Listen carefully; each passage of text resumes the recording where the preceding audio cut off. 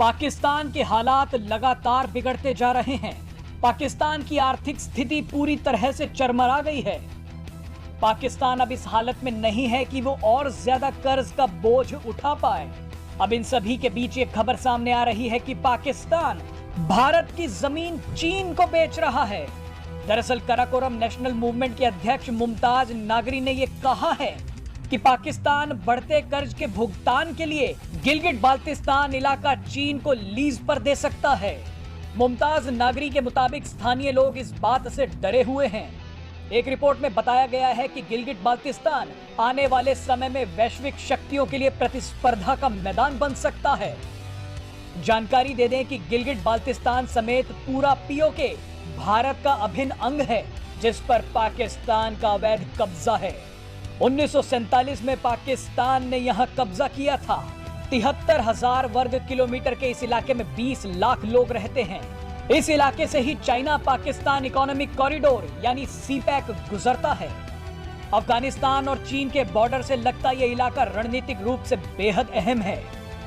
आपको बता दें कि सत्ता से जाते जाते इमरान खान देश को गले तक कर्ज में डुबो गए हैं।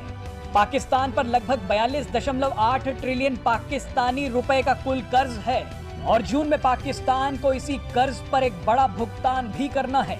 और एनडीए के राष्ट्रपति पद की उम्मीदवार द्रौपदी मुर्मू ने उपराष्ट्रपति वेंकैया नायडू से शिष्टाचार मुलाकात की। मुर्मू की अगवानी उपराष्ट्रपति की पत्नी ने की।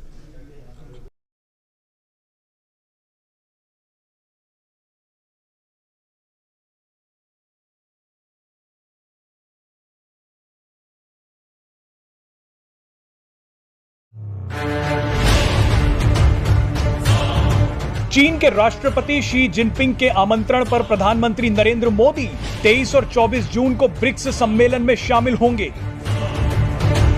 इस वर्चुअल बैठक में भारत के प्रधानमंत्री नरेंद्र मोदी, रूस के राष्ट्रपति व्लादिमीर पुतिन, चीनी राष्ट्रपति शी जिनपिंग और ब्राजील और दक्षिण अफ्रीका के राष्ट्राध्यक्ष हिस्सा लेंगे। चीन इस वर्ष शिखर सम्मेलन की मेजबानी कर रहा है। जानकारी दे दें कि यूक्रेन युद्ध के बाद पुतिन पहली बार ऐसी किसी बैठक में शामिल हो रहे हैं जिनमें दुनिया की शीर्ष अर्थव्यवस्थाएं शामिल हैं। दरअसल रूस के राष्ट्रपति व्लादिमीर पुतिन ने भारत के साथ व्यापारिक संबंध बढ़ाने पर जोर दिया है। उन्होंने कहा कि हमने भारत को रिकॉर्ड तेल सप्लाई की है और अब हम चाहते हैं कि रूस में भारतीय स्टोर भी खोले जाएं। भारत को अब रूस के बाजारों में और भी बड़े स्तर पर घुस जाना चाहिए। विशेषज्ञों ने कहा कि भारत को इस बात का भी ध्यान रखना होगा कि पश्चिमी देश नाराज न हो।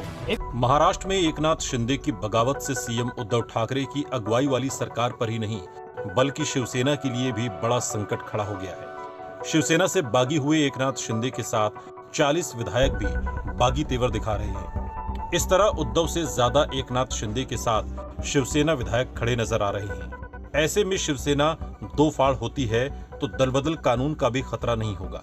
इस तरह से उद्धव के हाथों से महाराष्ट्र की सत्ता के साथ साथ शिवसेना की बागडोर भी एकनाथ शिंदे छीन सकते हैं। कैसे और कब, चलिए आपको बताते हैं। इसके लिए सबसे पहले हमें जानना होगा कि दलबदल कानून क्या है। 1967 के आम चुनाव के बाद विधायकों की एक पार्टी से दूसरी पार्टी में जाने से कई राज्यों की सरकारें गिर गई थी। ऐसे में साल 1985 में राजीव गांधी के नेतृत्व वाली सरकार दल बदल कानून यानी एंटी डिफेंशन लॉ लेकर आई। संसद ने 1985 में संविधान की 10वीं अनुसूची में इसे जगह दी। दल बदल कानून के जरिए विधायकों और सांसदों के पार्टी बदलने पर लगाम लगाई गई। अब अगर महाराष्ट्र में मौजूदा हालात देखें तो वहां दल बदल कानून विधायकों पर लागू नहीं किया जा सकता, क्योंकि शिवसेना के 2/3 विधायक अब एकनाथ शिंदे के साथ हैं, जिसके चलते उद्धव ठाकरे के पाले से गेंद निकल चुकी है। ऐसे में उद्धव के हाथों से सरकार ही नहीं बल्कि उनकी पार्टी भी निकलती नजर आती है। शिवसेना के पास इस वक्त विधानसभा में 55 विधायक हैं। ऐसे में दल बदल कानून से बचने के लिए बागी गुट को कम से कम 37 विधायक यानी 55 में से 2/3 की जरूरत होगी।